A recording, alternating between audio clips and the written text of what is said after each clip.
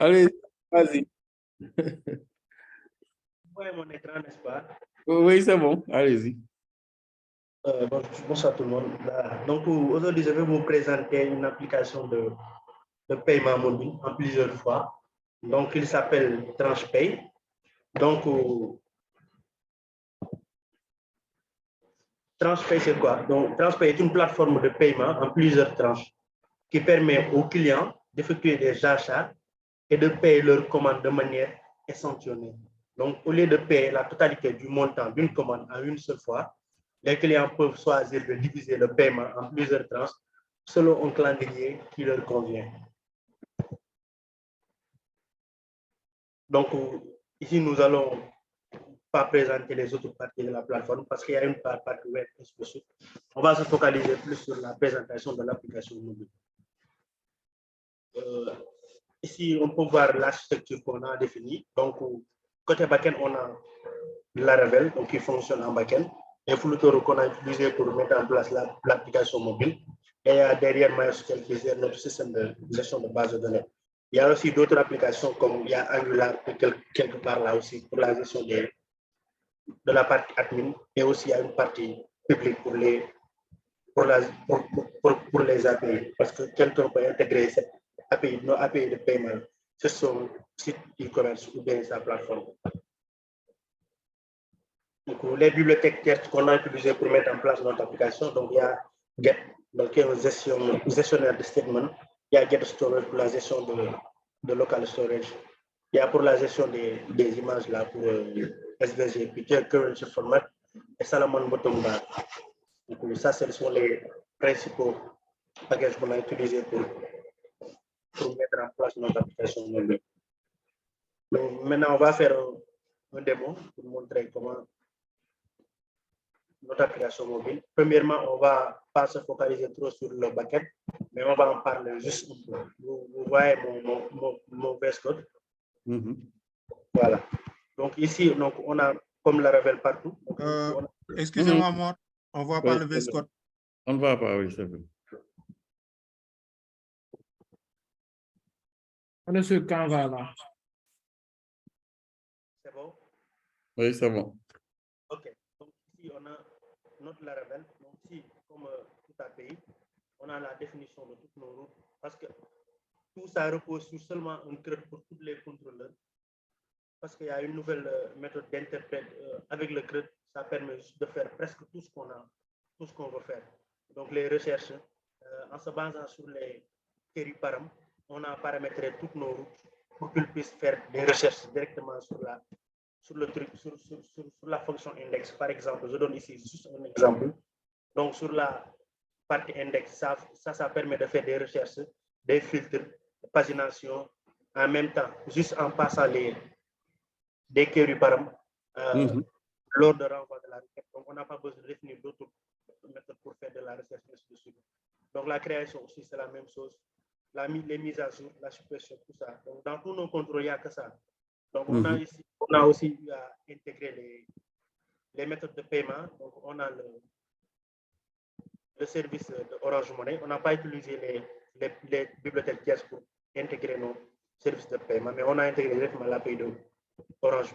Donc ici, ça la partie SMS pour Orange, il y a le web service, et aussi il y a la partie free qu'on avait commencé à implémenter, mais après, vu qu'on n'avait pas beaucoup de temps là, on n'a pas encore fini cette partie.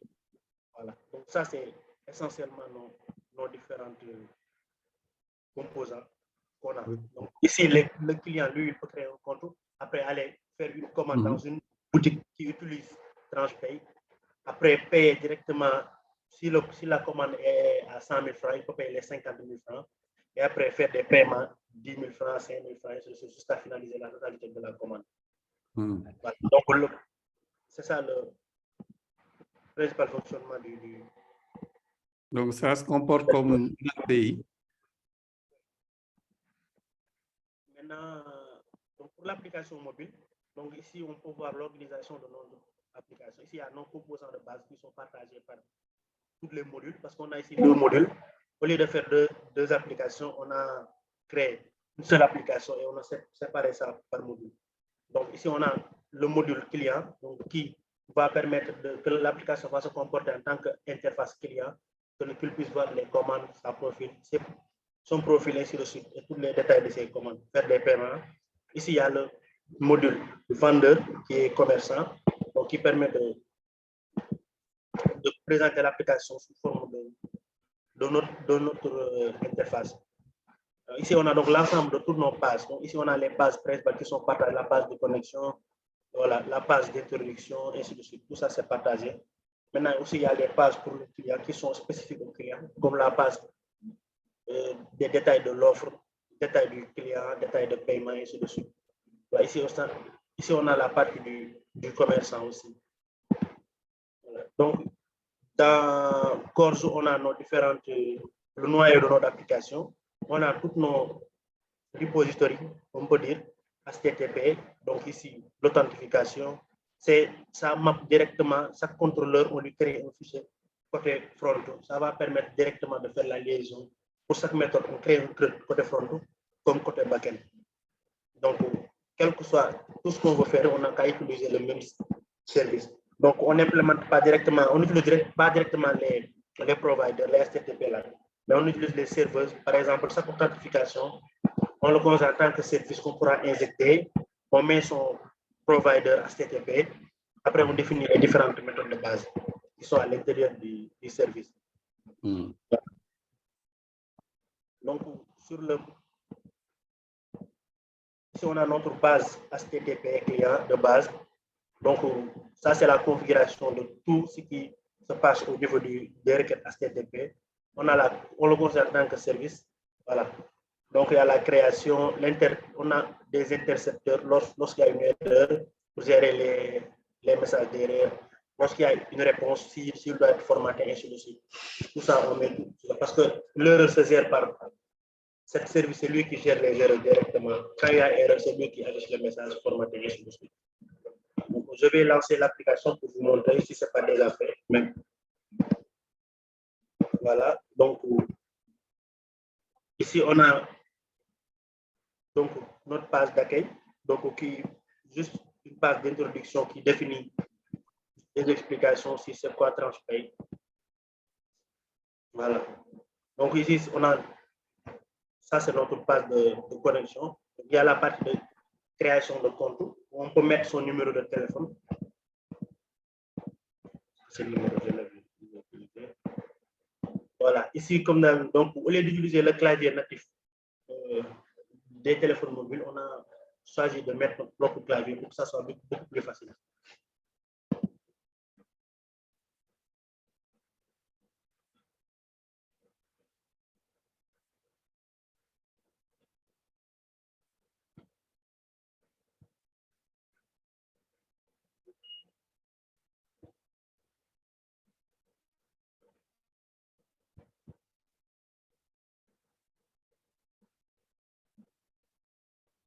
Voilà.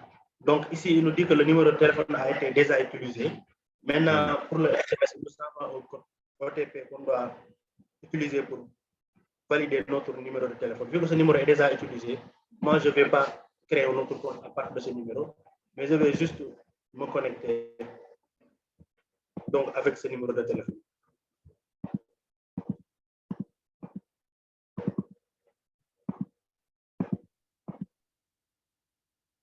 Voilà, donc ici aussi, comme on a aussi implémenté notre propre système de gestion des codes PIN. Donc, le code PIN, je pense que c'était 1, 2, 3, 4.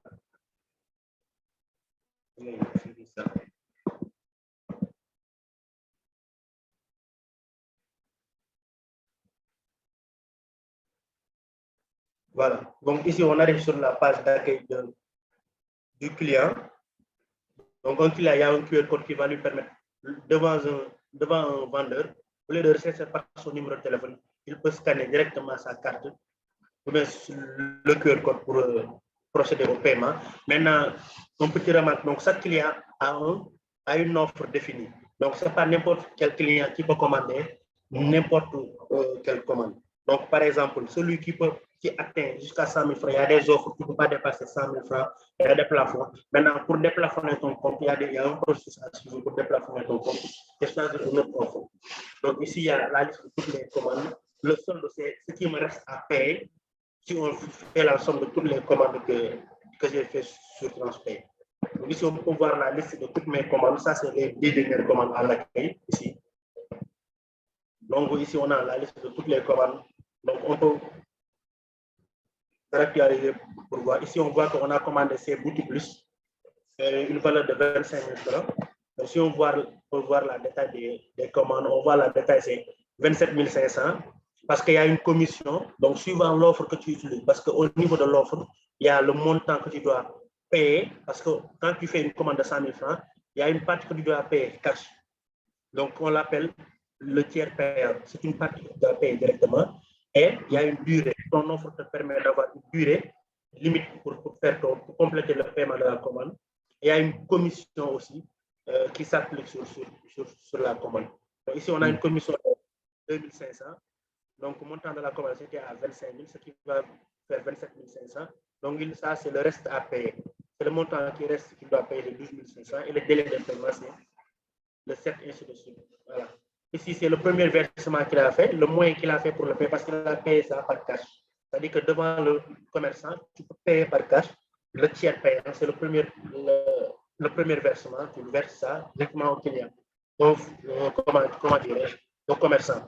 Donc, au Transpay, lui, il paye le commerçant directement, mais derrière, c'est nous qui allons poursuivre le client pour qu'il nous paye le montant restant. Donc, pour faire un autre versement, donc ici, il y a la possibilité, tu mets le montant que tu veux verser, il me reste 17 000 et quelques à payer. Je peux dire que je vais faire un paiement de 1000 francs. Par défaut, il met ton numéro de téléphone que tu as utilisé pour te connecter. Soit tu bascules sur Wave ou bien tu utilises Orange Money. Donc, moi, je peux demander un paiement sur Orange Money. Voilà.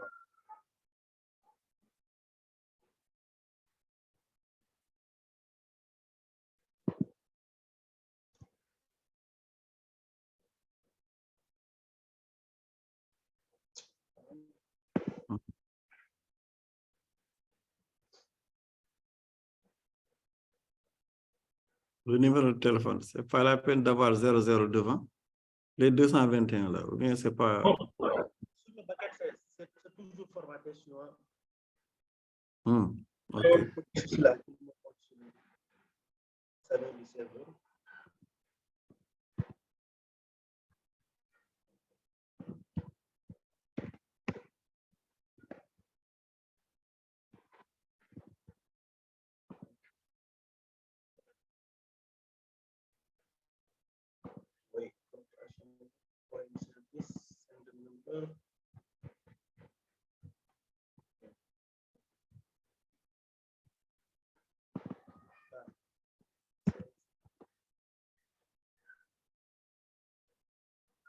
Bonjour, qu'est-ce qui se passe? C'est mon service là qui pose problème. Je viens de voir l'erreur, ça marche. Je vais tester ça. Donc ici, il parle que c'est le SMS là que j'envoie au client. Je sais que peut-être c'est le client qui ne peut pas faire.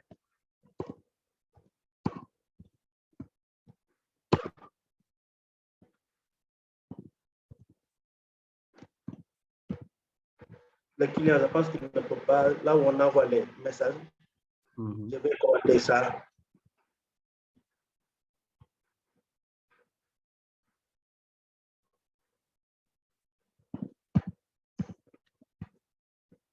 D'accord, qu'on commence à faire notre présentation, là, il fait des signes. Voilà, donc pour ne pas perdre beaucoup de temps, on continue sur la présentation, puis on va revenir ici. Donc, une fois que le client fait son paiement, il choisit. Donc, lui, ici, il devrait voir le QR code de Wave pour continuer son paiement. Donc, soit il scanne le QR code, ou bien ça y affiche directement le bouton ouvrir sur Wave. Ça va permettre d'ouvrir l'application sur son téléphone. S'il n'a pas l'application, on ouvre le lien qui va lui permettre de scanner le QR code du paiement. Donc, une fois le paiement validé, nous, on a un IPN derrière qui regarde s'il y a un nouveau paiement qui vient, on prend les détails et on change ça directement. C'est quoi un IPM? C'est ce qu'on appelle des URL de notification spontanée.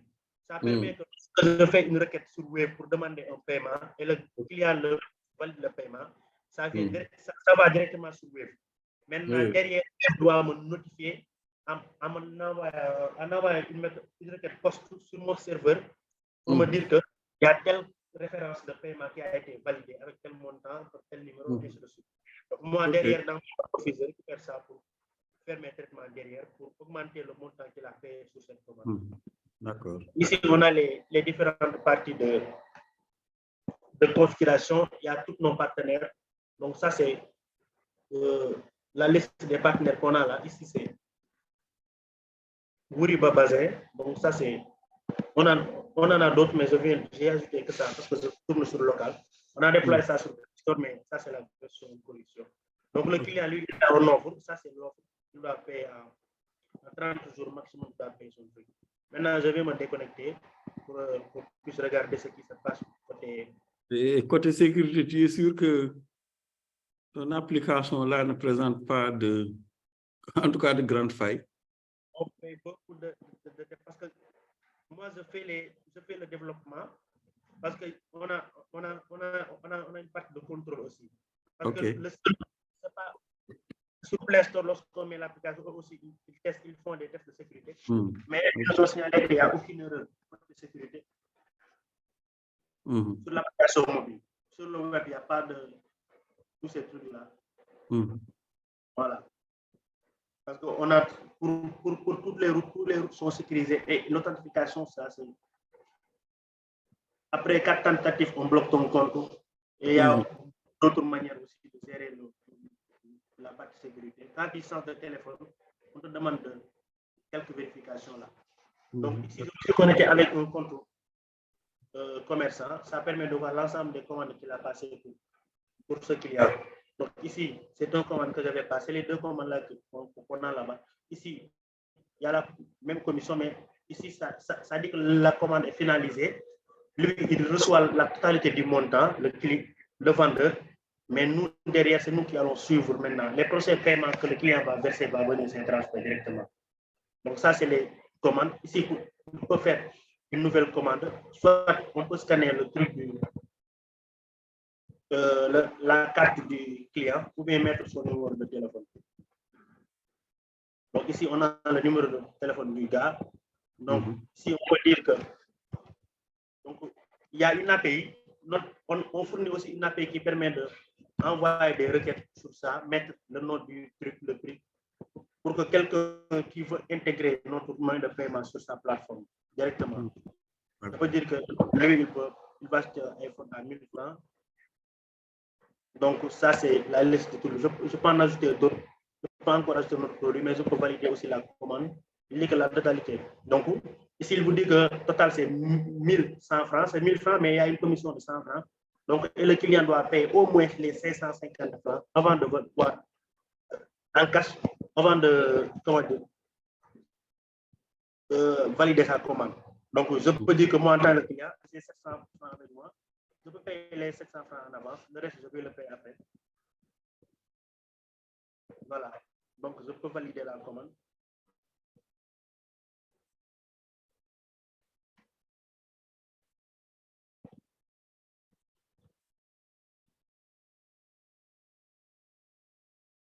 Voilà. Donc, ici, il y a la totalité de toutes les commandes qu'on a validées.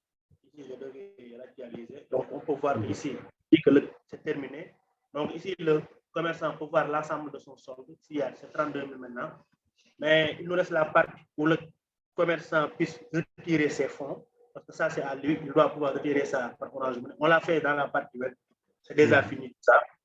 L'application web. Il pourra retirer ses fonds, voir la liste de toutes ces transactions qu'il a fait, tous les retraits qu'il a fait. Ici, on aura la liste des différentes transactions qu'il a fait. Donc, et le module client ici, mes clients, c'est l'ensemble des clients groupés, donc qui ont passé au moins une commande, c'est ce boutiquier. Après, il y a la partie configuration, comme toujours, les partenaires, le centre et la modification de son code PIN. Donc, aussi, lui, il pourra modifier son code PIN comme partager les. Voilà. Donc, ça reste des petites fonctionnalités qu'on n'a pas encore implémentées. Donc, c'est sur ça qu'on va. Je vais même vous montrer comment faire pour la création des comptes, si on a le temps. Mais ça, je lance ça. Bon, je pense que c'est nécessaire. Okay. C'est au niveau de la partie back-end. Non, non, pour la création des comptes, non, ça se fait côté front aussi. Ou bien sur la plateforme web, on a une plateforme web aussi. Bon, je pense que puisque c'est une application que vous comptez, c'est pas la peine de nous montrer. Ça, on vous laisse. Je pense que ne pas dévoiler ça dans la vidéo. Ok, pas de souci. OK. Ça, oui, c'est bon, hein, c'était juste ça. D'accord. Oui. Merci. Ça, c'est la part. Et là c'est, bon, normalement, c'est accessible pour tout le monde. Hein? C'est l'adresse publique, transpay.io. Oui, tu mets .io, automatiquement, tu seras utilisé. Ah, OK. D'accord. Bon, je pense que c'est bon. Merci.